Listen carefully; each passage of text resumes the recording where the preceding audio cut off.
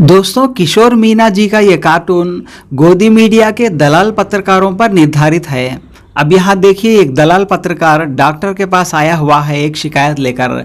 उस बेचारे की जो जुबान है वो पूरी तरह से घिस चुकी है। अब ये देखिए डॉक्टर से क्या कंप्लेन कर रहा है। डॉक्टर साहब, मैं न्यूज़ एंकर हूँ, मुझे लगता है ज़्यादा बोलने से मेरी ज़ुबान घिस गई है। तो अब यहाँ पर आप देखिए डॉक्टर साहब क्या रिप्लाई दे रहे हैं। बेटा, ये तो चाटने से घिसी है।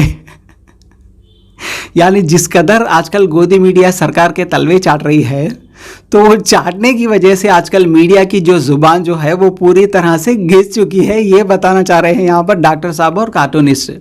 और आजकल देखा गया है काफ़ी बार कि गोदी मीडिया को सिर्फ विपक्षी पार्टियों के करप्शन ही दिखाई देते हैं, जैसे आम आदमी पार्टी के सत्येंद्र जैन जी, या फिर मनीष सिसोदिया जी, या फिर संजय सिंह जी, या फिर कांग्रेस का कोई नेता। सरकार के कोई भी करप्ट नेता मीडिया को दिखाई नहीं देते डिबेट करवाने के लिए, जैसे हेमंत बिश्व शर्मा जी। जैसे रिसेंटली मोदी जी ने बताया था कि अजीत पवार जी 70,000 करोड़ का घोटाला कर चुके हैं, जबकि खुद सरकार के मोदी जी ने ही ये बात बताई थी। लेकिन इस पर कोई भी डिबेट देखने को नहीं मिलेगा आपको। सिर्फ विपक्षी पार्टियों के करप्शन पर ही पूरा फोकस होता है गोदी मीडिया का, क्योंकि इनको तलवे चाटने रहते हैं सरकार के। तो इसी तलवा चाटू पत्रकारों को एक्सपोज करते हुए यहाँ पर गजब का कार्टून बनाया है किशोर मीना जी ने। और ग्राउंड लेवल पर जनता भी सरकार के साथ साथ इन दलाल पत्रकारों से भी काफी नाराज लग रही है। कौन सा युवा को रोजगार दे रहे हैं? अब 9 साल में कितना रोजगार मिला है? अरे फिर सुनिए ना, आपको नहीं पता? ये नाचना गाना सुनो, ये नाचना गाना बंद करो।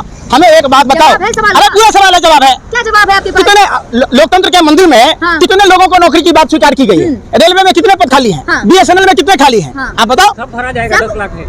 बाबा मरिया बैल भी कही हैं। अरे बेशर्मो, मोदी जी ने तो कहा था 2 करोड़ युवाओं को रोजगार देंगे, हर सांसद 5 गांव आदर्श बनाएगा, रुपया को डॉलर के बराबर मजबूत करेंगे। 2014 से पहले रुपया कमजोर हो रहा था, और 2014 के बाद डॉलर मजबूत हो रहा है। तो हो रहा है ना, डॉलर में मजबूत हो रहा है, रुपया तो गिर रहा है।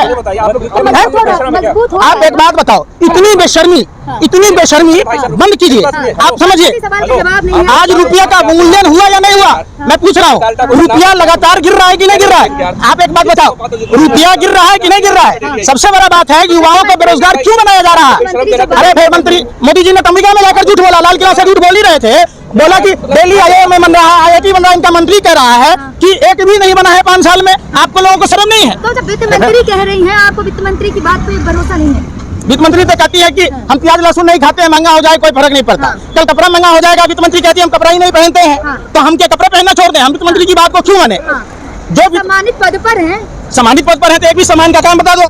बता दो आप। जब हाथरस में घटना होती है, वित्त मंत्री महिला होकर नहीं बोलती है। जब दिल्ली में नाबालिग लड़की को घसीटा जाता है 16 किलोमीटर, तब वित्त मंत्री नहीं बोलती है। जब पहलवान बेटियों के साथ अन्याय होता है, तब वित्त मंत्री नहीं बोलती है। जब उज्जैन की घटना होती है, तब वित्त मंत्री नहीं बोलती है महिलाओं के। तो ऐसे वित्त मंत्री का हम सम्मान क्यों करें? तो अब जो हमारे देश की बहन बेटियों का सम्मान न करे, हम उसका सम्मान क्यों करें? तो अब जो नया काम मोदी जी ने किया, अच्छे काम गिनवाए जाएंगे, पता लगेंगे ना, जन जन को पता लगेगा अच्छे काम मोदी जी के। जितना मोदी जी अपने ऊपर विज्ञापन पर खर्च करते हैं, अगर धरातल पर खर्च हो तो लोगों का कल्याण होगा। मोदी जी का मनुष्य चेहरा, पनौती का चेहरा कोई देखना नहीं चाहता है। प्रधानमंत्री अरे सुन लीजिए, प्रधानमंत्री है, प्रधानमंत्री है, प्रधानमंत्री है, प्रधानमंत्री सबको पता है। पद की गरिमा रखे आप, तो प्रधानमंत्री पद की गरिमा रखे ना।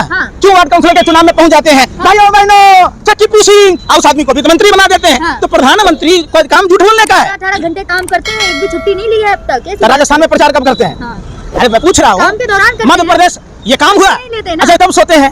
कब ये बाथरूम जाते हैं? कब खाना खाते हैं? कब सोते हैं? एक स्वस्थ मानव 6 घंटा कम से कम सोता है। कम सोते हैं ना। अरे सुन लो रे बेशर्मो, 6 घंटा से कम सोएगा वो आदमी पागल हो जाएगा। जाके पढ़ो, को डॉक्टर से सलाह लो। अरे सुन तो लो, 6 घंटा से कम सोने वाला आदमी पागल हो जाएगा। तो हम तो प्रधानमंत्री को पागल कर नहीं सकते, अभी लोग पागल बना रहे हैं। 1 घंटा सुनो, अरे सुन तो लो। अरे बेशर्मो, 2 टाइम तो लैट्रिन बाथरूम जाते होंगे, 2 टाइम तो खाना खाते होंगे, पूजा पाठ भी करते होंगे। आपको बता के जाएंगे। अरे भाई, कुछ चीटियां लाइन में जा रही थी, आगे वाला बोलती है मेरे पीछे दो, पीछे वाला बोलती है मेरे आगे दो, बीच वाला भी बोलती है मेरे आगे भी दो, मेरे पीछे भी दो। तो बताओ कौन सी चीटी झूठ बोलती है? बीच वाला। तो इसका मतलब प्रधानमंत्री झूठ बोलता है। 24 घंटे का दिन रात होता है, 18 घंटा जब वो काम करते हैं, कभी छुट्टी नहीं लेते हैं, तो राजस्थान में प्रचार कैसे कर रहे हैं? हाँ। मध्य प्रदेश में प्रचार कैसे कर रहे हैं? हाँ। बिहार में जाकर बिहार की बोली कैसे लगा रहे हैं? पार्टी में अरे काम भाई, कर रहे हैं। हम एक बार पूछते हैं, 24 घंटा में 18 घंटा जब काम करते हैं, तो लेटरिन बाथरूम कब जाते हैं? पूजा पाठ कब करते हैं? खाना कब खाते हैं? कब अपने परिवार के लोगों से मिलते हैं? कब अपने पार्टी के नेताओं से मिलते हैं? अरे आप सवाल जाते हैं, लोगों को सौगात देते हैं, काम ही तो है ये।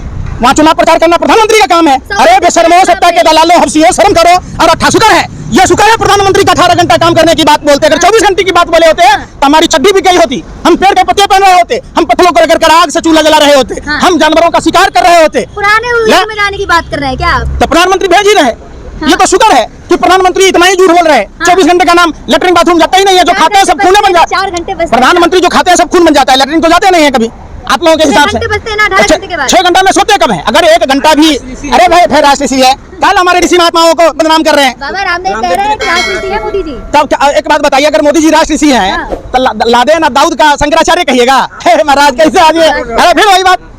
देखिए, देश दूसरों को कष्ट देने वाला कभी संत नहीं हो सकता। तिलक लगाए और अब संतों की बात कर रहे हैं। इसीलिए तो हिंदू धर्म की बात कह रहे हैं, इसलिए तो संत की बात कह रहे हैं कि जिस तरीके से रावण ने भगवा वस्त्र का सहारा लेकर मां सीता का अपहरण किया, उसी तरीके से प्रधानमंत्री मोदी जी हिंदू धर्म का सहारा लेकर हम हिंदुओं को मौत के मुंह में ढकेल रहे, हम हिंदुओं को लूट रहे, हम हिंदू परिवार के लोगों का आने वाले नस्लों को खराब कर रहे। इसलिए जागो हिंदू, जागो हिंदुओं। चूंकि भाजपा से बचाना है और हिंदुओं को बचाना है, भाजपा को भगाना है और हिंदुओं को बचाना है, भाजपा को भगाना है, देश को बचाना है, भाजपा को भगाना है, देश की बहन बेटियों को बचाना है, भाजपा को भगाना है, किसानों को बचाना है, भाजपा को भगाना है, देश के मजदूरों को बचाना है।